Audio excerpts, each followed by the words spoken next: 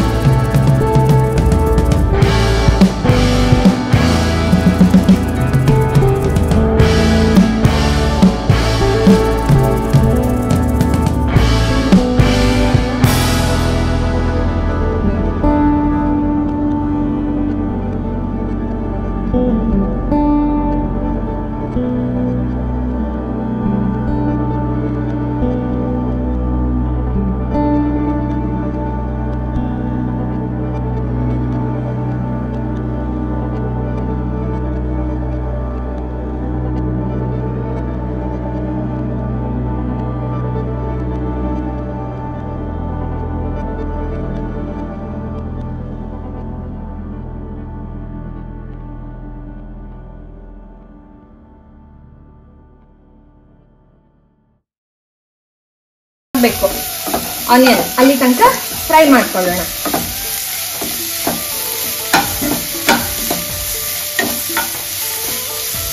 ಈಗ ಪಕ್ಕದಲ್ಲಿ onion fry ಆಗೋದ್ರೊಳಗಡೆ ನಾವು ಅನ್ನ ಮಾಡ್ಕೊಂಡ್ಬಿಡೋಣ. ಫಸ್ಟಿಗೆ ಒಂದು ಪ್ಯಾನ್ ಇಟ್ಕೊಂಡು ಸ್ವಲ್ಪ ತುಪ್ಪ ಹಾಕೊಳ್ತಾ ಇದ್ದೀನಿ. ಆಮೇಲೆ 2 ಲವಂಗ, ಈಗ 3 ಬೌಲ್ ಆಗುವಷ್ಟು ನಾನು ಬಾಸುಮತಿ ರೈಸ್ ತಗೊಂಡಿದ್ದೀನಿ, ಅದನ್ನು ಹಾಕೊಳ್ತಾ ಇದ್ದೀನಿ.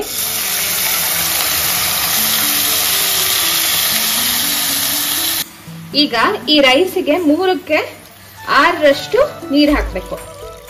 3ಕ್ಕೆ 6 ಕಪ್ ಅಷ್ಟು ನೀರು ಹಾಕಬೇಕು. ಹಾಕಿದ್ದೀನಿ. ನೀರು ಹಾಕಿದ ನಂತರ ಇದರ ಸ್ಪೆಷಾಲಿಟಿ ಏನು ಅಂದ್ರೆ, ಅನ್ನ ಆಗೋ ಹೊತ್ತಿಗೆನೆ ಸ್ವಲ್ಪ ಪುದೀನ ಸೊಪ್ಪು, ಆಮೇಲೆ ಸ್ವಲ್ಪ ಕೊತ್ತಂಬರಿ ಸೊಪ್ಪು ಎರಡನ್ನು ಮಿಕ್ಸ್ ಮಾಡಬೇಕು. ಆಮೇಲೆ ಸ್ವಲ್ಪ ಉಪ್ಪು ಹಾಕೊಳ್ಳಿ, ತುಂಬಾ ರುಚಿ ಕೊಡುತ್ತೆ ಈ ತರ ಮಾಡಿದ್ರೆ. ಇದು ಸ್ವಲ್ಪ ಉಪ್ಪು ಹಾಕ್ತೀನಿ. ಉಪ್ಪು ಹಾಕಿ ಹಂಗೆ ಮಿಕ್ಸ್ ಮಾಡ್ಕೊಳ್ತೀನಿ. ಈಗ ಇದಾಗ್ಲಿ. ಇವಾಗ ನೋಡಿ ಸ್ವಲ್ಪ ಬ್ರೌನ್ ಆಗಿದೆ. ಈಗ ಇದಕ್ಕೆ ಟೊಮೆಟೊ ಹೆಚ್ಚಿಟ್ಕೊಂಡಿರುವಂತ ಈ ತರ ಉದ್ದುದ್ದ ಹೆಚ್ಚಿಟ್ಕೊಂಡಿದ್ದೀನಿ. ಟೊಮೆಟೊ ಹಾಕೊಳ್ಳಿ. ಟೊಮೆಟೊ ಕೂಡ ಚೆನ್ನಾಗಿ ಫ್ರೈ ಮಾಡ್ಕೋಬೇಕು. ಇವಾಗ ಟೊಮೆಟೊ ಒಂದು 60% ಆಗಿದೆ. ಇಷ್ಟಾದ್ರೆ ಸಾಕು, ಯಾಕೆಂದ್ರೆ ಮತ್ತೆ ನಾವು ಅನ್ನದ ಜೊತೆ ಬೇಯಿಸ್ತಾ ಎಲ್ಲ ಬೇಯುತ್ತೆ. ಇವಾಗ ನಾನು ಅಚ್ಕಾರದ ಪುಡಿ ತಗೊಂಡಿದ್ದೀನಿ. ರುಚಿಗೆ ತಕ್ಕಷ್ಟು ಮಾತ್ರ ಹಾಕೋಬೇಕು, ಯಾಕೆಂತ ಹೇಳಿದ್ರೆ ನಾವು ಹಸಿಮೆಣಸು ಹಾಕ್ಕೊಂಡಿರ್ತೀವಿ. ಸೊ ನಾನು 2 ಟೇಬಲ್ ಸ್ಪೂನ್ ಆಗೋಷ್ಟು ಹಾಕೊಳ್ತಾ ಇದ್ದೀನಿ, ಯಾಕಂದರೆ ಖಾರ ಇದೆ, ಹಸಿಮೆಣಸು ತುಂಬ ಖಾರ ಇದೆ, ಅದಕ್ಕೋಸ್ಕರ. ಆಮೇಲೆ ಇದಕ್ಕೇನೆ ಇವಾಗ ಅರಿಶಿನ ಪುಡಿ, ಗರಂ ಮಸಾಲ ಮತ್ತೆ ಬಿರಿಯಾನಿ ಪೌಡರು ಲಾಸ್ಟಿಗೆ ಹಾಕ್ಕೊಳ್ಬೇಕು, ಹೀಗೆ ಹಾಕೋಬಾರ್ದು. ಇದಿಷ್ಟು ಹಾಕಿ ಚೆನ್ನಾಗಿ ಮಿಕ್ಸ್ ಮಾಡೋಣ.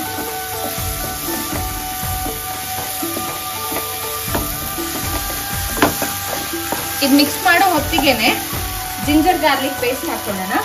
ಮೇನ್ ಆಗಿ ಬಿರಿಯಾನಿ ಮಾಡಬೇಕಾದ್ರೆ ಜಿಂಜರ್ ಗಾರ್ಲಿಕ್ ಪೇಸ್ಟ್ ತುಂಬ ಹಾಕ್ಕೊಳ್ತೀವಿ. ಯಾಕೆ ಅಂತ ಹೇಳಿದ್ರೆ ನೀವು ಜಿಂಜರ್ ಗಾರ್ಲಿಕ್ ಪೇಸ್ಟ್ ಜಾಸ್ತಿ ಹಾಕಿದಷ್ಟು ಆ ಫ್ಲೇವರ್ ತುಂಬ ಚೆನ್ನಾಗಿ ಎನ್ಹಾನ್ಸ್ ಆಗುತ್ತೆ. ಅದಕ್ಕೆ ಒಂದು ಫುಲ್ಲು 2 ಟೇಬಲ್ ಸ್ಪೂನ್ ಆಗೋಷ್ಟು ಜಿಂಜರ್ ಗಾರ್ಲಿಕ್ ಪೇಸ್ಟ್ ಹಾಕಿದ್ದೀನಿ. ತುಂಬ ಚೆನ್ನಾಗಿರುತ್ತೆ ಇದು ಟೇಸ್ಟ್. ನೀವು ಜಾಸ್ತಿ ಆದರೂ ಕೂಡ ಇದರಲ್ಲಿ ಒಂದು ಅಡ್ವಾಂಟೇಜ್ ಅಂದರೆ ಬಿರಿಯಾನಿ ಮಾಡೋ ಹೊತ್ತಿಗೆ ಜಿಂಜರ್ ಗಾರ್ಲಿಕ್ ಪೇಸ್ಟ್ ಜಾಸ್ತಿ ಇದ್ರೂ ಅಡುಗೆ ಹಾಳಾಗಲ್ಲ. ಇದೆಲ್ಲದು ಈಗ ಚೆನ್ನಾಗಿ ಫ್ರೈ ಮಾಡ್ಕೊಳ್ಳೋಣ. ಇವಾಗ ಮೇನ್ ಇಂಗ್ರೀಡಿಯೆಂಟ್ ಮಶ್ರೂಮ್ ಹಾಕ್ತಾ ಇದ್ದೀನಿ. ಮಶ್ರೂಮ್ನ ತುಂಬ ಫ್ರೈ ಮಾಡಬಾರ್ದು, ಆ ಜ್ಯೂಸಿ ಫ್ಲೇವರ್ ಇರಬೇಕು ಅದಕ್ಕೆ. ಸೊ ನೀಟಾಗಿ ಮಶ್ರೂಮ್ಗೆಲ್ಲ ಮಸಾಲೆ ಮಿಕ್ಸ್ ಆಗೋ ಥರ ನಾನು ಕಲಿಸ್ಕೊಳ್ತಾ ಇದ್ದೀನಿ. ಈ ಟೈಮಲ್ಲಿ ಸ್ವಲ್ಪ ಆಯಿಲ್ ಅಥವಾ ತುಪ್ಪ ಬೇಕಾದರೆ ಹಾಕೊಳ್ಬೋದು. ಎಷ್ಟು ಕಲರ್ಫುಲ್ಲಾಗಿ ಆಗ್ತಾ ಇದೆ ನೋಡಿ. ಮತ್ತೆ ಉಪ್ಪನ್ನ ನಾವು ಆ್ಯಕ್ಚುಲಿ ರೈಸ್ಗೂ ಹಾಕ್ತಾ ಇದ್ದೀವಿ. ಸೊ ಆಮೇಲೆ ಮೊದಲು ಆನಿಯನ್ ಕುಕ್ ಮಾಡಬೇಕಾದ್ರೂ ಹಾಕಿದ್ವಿ. ಸೊ ಹೀಗಾಗಿ ಉಪ್ಪನ್ನ ನೋಡ್ಕೊಂಡು ಹಾಕ್ಕೊಳ್ಳಿ. ಮತ್ತು ಈ ಟೈಮಲ್ಲಿ ನಿಮ್ಗೆ ಇದು ಡ್ರೈ ಅಂತ ಅನ್ನಿಸ್ಬೋದು, ಬಟ್ ಮಶ್ರೂಮ್ ಆ್ಯಕ್ಚುಲಿ ನೀರು ಬಿಡುತ್ತೆ. ಸೊ ನೀರು ಹಾಕೋ ಅಗತ್ಯ ಇಲ್ಲ ಇದಕ್ಕೆ. ಇವಾಗ ನಾನು ಉಪ್ಪು ಹಾಕ್ಕೊಳ್ತಾ ಇದ್ದೀನಿ.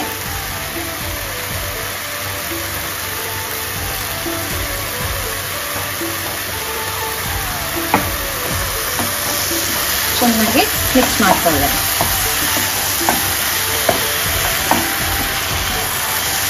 ಒಳ್ಳೆ ಪರಿಮಳ ಬರ್ತಾ ಇದೆ. ಆ್ಯಕ್ಚುಲಿ ಮಶ್ರೂಮ್ದು ನೀವು ಚಪಾತಿ ಅಥವಾ ರೊಟ್ಟಿ ಮಾಡ್ಕೊಂಡ್ರೆ ಹಿಂಗೆ ತಿನ್ನಕ್ಕೂ ಚೆನ್ನಾಗಿರುತ್ತೆ. ಸ್ವಲ್ಪ ಮಸಾಲೆ ಕಮ್ಮಿ ಹಾಕೊಂಡ್ಬಿಟ್ರೆ ಇದು ಹಾಗೆ ತಿನ್ನಕ್ಕೂ ತುಂಬ ಚೆನ್ನಾಗಿರುತ್ತೆ.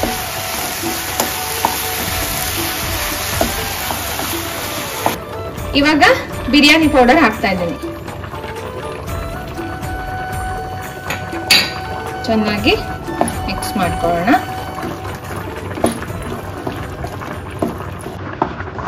ನೋಡಿ ಮಶ್ರೂಮ್ ಎಷ್ಟು ನೀರು ಬಿಟ್ಟಿದೆ ಅಂತ.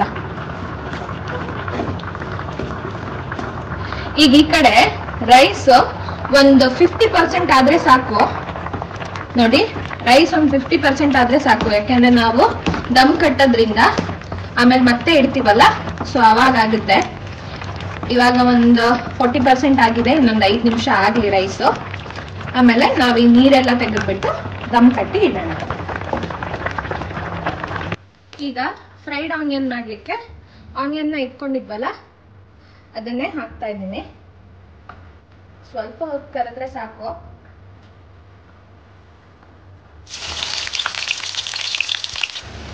ಇವಾಗ ಇದಾಗಿದೆ ನೋಡಿ. ಫ್ರೈಡ್ ಆನಿಯನ್ ಇಷ್ಟು ಕಪ್ಪಾಗೋ ಥರ ನಾವು ಫ್ರೈ ಮಾಡಬೇಕು. ಫಸ್ಟಿಗೆ ನೀವು ಒಂದು ಸ್ವಲ್ಪ ಮೆತ್ತಗಾಯ್ತಲ್ಲ ಅಂತ ಅನ್ಸುತ್ತೆ, ಆದರೆ ಅದು ಮೆತ್ತಗಾಗಿರಲ್ಲ. ನೀವು ಒಂಚೂರು ಹೊತ್ತು ಬಿಟ್ಟ ತಕ್ಷಣ ಫುಲ್ಲು ಕ್ರಿಸ್ಪಿ ಆಗುತ್ತೆ. ಇವಾಗ ಲಾಸ್ಟಿಗೆ ನಾನು ಇದಕ್ಕೆ ಮೊಸರು ಹಾಕೋದು ಮರ್ತೋಗಿತ್ತು. ಸೊ ಈಗ ಮೊಸರು ಹಾಕ್ತಾ ಇದ್ದೀನಿ ನೋಡಿ. ಒಂದು 4 ಟೇಬಲ್ ಸ್ಪೂನ್ ಆಗೋಷ್ಟು ಮೊಸರು ಹಾಕೋಬೇಕು. ಮೊಸರು ಹಾಕ್ಬೇಕಾದ್ರೆ ನೀವು ಸಿಮ್ಮಲ್ಲಿ ಇಟ್ಕೋಬೇಕು. ಹಾಕಿ ಚೆನ್ನಾಗಿ ಮಿಕ್ಸ್ ಮಾಡ್ಕೊಳ್ಳೋಣ.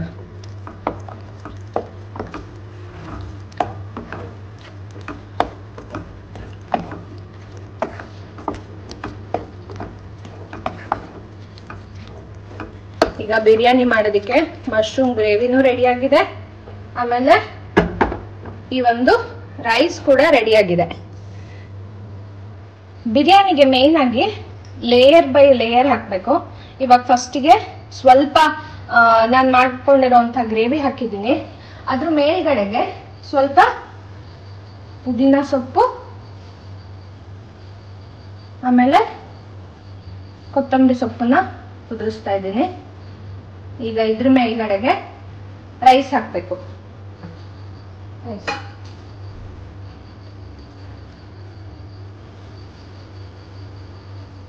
ಅದನ್ನ ಕರೆಕ್ಟಾಗಿ ಈವನ್ ಆಗಿ ಹಿಂಗೆ ಮಾಡ್ಕೋಬೇಕು. ಈ ತರ. ಈಗ ಇದ್ರ ಮೇಲ್ಗಡೆಗೆ ಸ್ಯಾಫ್ರಾನ್ ಮಿಲ್ಕ್ ಸ್ವಲ್ಪ ಹಾಕೋಬೇಕು.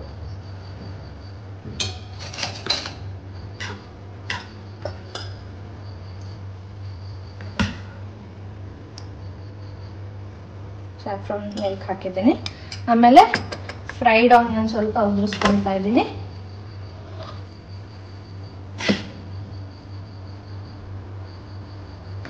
ಈಗ ಮತ್ತೆ ನಾವು ಮಾಡ್ಕೊಂಡಿರುವಂತಹ ಗ್ರೇವಿನ ಹಾಕೊಳ್ಳೋಣ.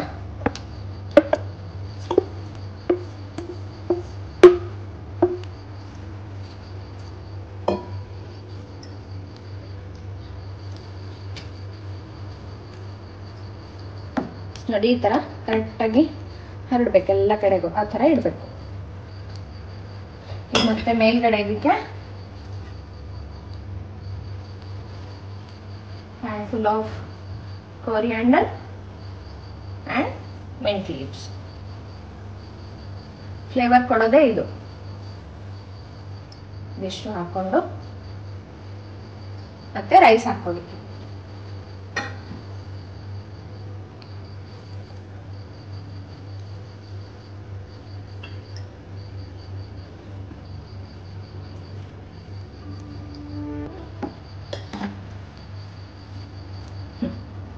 ಈಗ ಇದಾಗಿದೆ.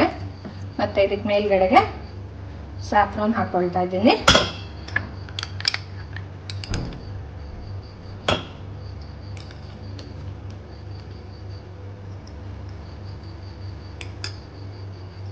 ಆಮೇಲೆ ಫ್ರೈಡ್ ಆನಿಯನ್ ಹಾಕೊಳ್ತಾ ಇದ್ದೀನಿ.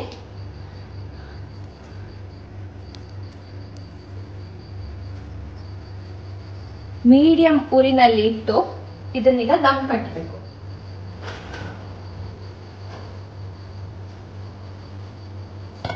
ಟೈಟಾಗಿ ಮುಚ್ಚಿ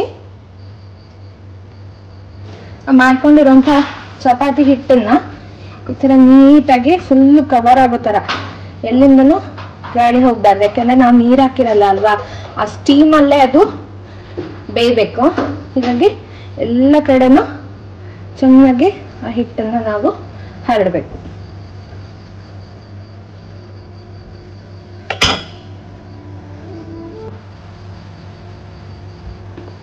ನೋಡಿ, ಈ ತರ ಕಟ್ಬಿಟ್ಟು ಒಂದು 20 ಮಿನಿಟ್ಸ್ ಇದಾಗಬೇಕು. ಫುಲ್ ಲೋ ಫ್ಲೇಮಲ್ಲಿ ಇಡಬೇಕು. ಈಗ 20 ಮಿನಿಟ್ಸ್ ಆದ್ಮೇಲೆ ಹೇಗಾಗಿದೆ ಅನ್ನೋದನ್ನ ತೋರಿಸ್ತೀನಿ. ಆಗೋಷ್ಟರಲ್ಲಿ ನಾನು ಡ್ರೈ ಗೋಬಿಗೆ ರೆಡಿ ಮಾಡ್ಕೊಳ್ತಾ ಇದ್ದೀನಿ. ಅದಕ್ಕೆ ಒಂದು 2 ಕಪ್ ಆಗೋಷ್ಟು ಕಾರ್ನ್ಫ್ಲೋರು, ಮತ್ತೆ ಅಚ್ಚಕಾರದ ಪುಡಿ, ಖಾರ ಸ್ವಲ್ಪ ಜಾಸ್ತಿ ಹಾಕೋಬೇಕು ಇದಕ್ಕೆ. ಆಮೇಲೆ ರುಚಿಗೆ ತಕ್ಕಷ್ಟು ಉಪ್ಪು, ಸ್ವಲ್ಪ ಜಿಂಜರ್ ಗಾರ್ಲಿಕ್ ಪೇಸ್ಟ್ ಸಾಕು. ಆಮೇಲೆ ಡಾರ್ಕ್ ಸೋಯಾ ಸಾಸು, ಆಮೇಲೆ ಮೈದಾ ಹಾಕಬೇಕು. ಈಗ ಮೈದಾ ಹಾಕೊಳ್ತಾ ಇದ್ದೇನೆ. ನಾವು ಕಾರ್ನ್ಫ್ಲೋರ್ ಎಷ್ಟು ಕ್ವಾಂಟಿಟಿಯಲ್ಲಿ ಹಾಕೊಂಡಿರ್ತೀವೋ ಮೈದಾ ಕೂಡ ಅಷ್ಟೇ ಹಾಕೋಬೇಕು. ನೀಟಾಗಿ ಎಲ್ಲದನ್ನ ಈಗ ನೀರು ಹಾಕಿ ಕಲ್ಸ್ಕೋಬೇಕು. ಸ್ವಲ್ಪ ಸ್ವಲ್ಪನೇ ನೀರು ಹಾಕಿ ಕಲ್ಸ್ಕೊಳ್ಳಿ. ಒಂದೇ ಸತಿಗೆ ಹಾಕಿದ್ರೆ ಫುಲ್ಲು ಗಟ್ಟಿ ಆಗುತ್ತೆ ಮೈದಾ ಹಾಕಿರೋದ್ರಿಂದ. ಇವಾಗ ಬಿರಿಯಾನಿ ಆಗಿದೆ. ಸೊ ಓಪನ್ ಮಾಡ್ತಾ ಇದ್ದೀನಿ ನಿಧಾನಕ್ಕೆ, ಬಿಸಿ ಇರುತ್ತೆ ನೋಡಿ.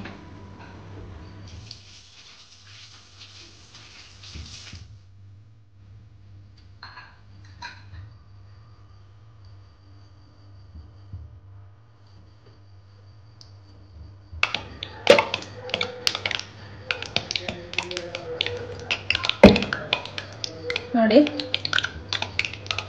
ಚೆನ್ನಾಗಾಗಿದೆ ಈಗ. ಸೊ ಈಗ ಬಿರಿಯಾನಿ ರೆಡಿ ಆಗಿದೆ. ಈಗ ಡ್ರೈ ಗೋಬಿ ಕರಿಯಕ್ಕೆ ಹಾಕೋಣ. ಈ ಹಿಟ್ಟು ಗೋಬಿಗೆ ತುಂಬಾ ತಿಕ್ಕಾಗಿ ಹಾಕ್ಬಾರ್ದು, ಬೋಂಡದ ತರ ಹಾಕ್ಬಿಡ್ಬಾರ್ದು. ಮಾಮೂಲಿ ಗೋಬಿಗೆ ಎಷ್ಟು ಹಾಕ್ತೀವೋ ಅಷ್ಟೇ ಹಾಕ್ಬೇಕು. ಅದಕ್ಕೆ ಸ್ವಲ್ಪ ನೋಡಿ ಈ ಕನ್ಸಿಸ್ಟೆನ್ಸಿ ಇರಬೇಕು.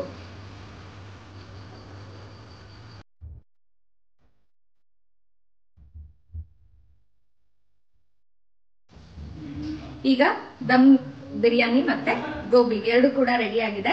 ಸೊ ವಿಡಿಯೋ ನೋಡಿದ್ರಲ್ಲ, ನಿಮ್ಗೆ ಹೇಗೆ ಅನ್ನಿಸ್ತು ಅಂತ ಕಾಮೆಂಟ್ ಬಾಕ್ಸ್ ಅಲ್ಲಿ ತಿಳಿಸಿ. ಮತ್ತೆ ನನ್ನ ಆವಿಷ್ಕಾರ ಚಾನೆಲ್ನ ಸಬ್ಸ್ಕ್ರೈಬ್ ಮಾಡೋದನ್ನ ಮಾತ್ರ ಮರಿಬೇಡಿ. ಧನ್ಯವಾದ.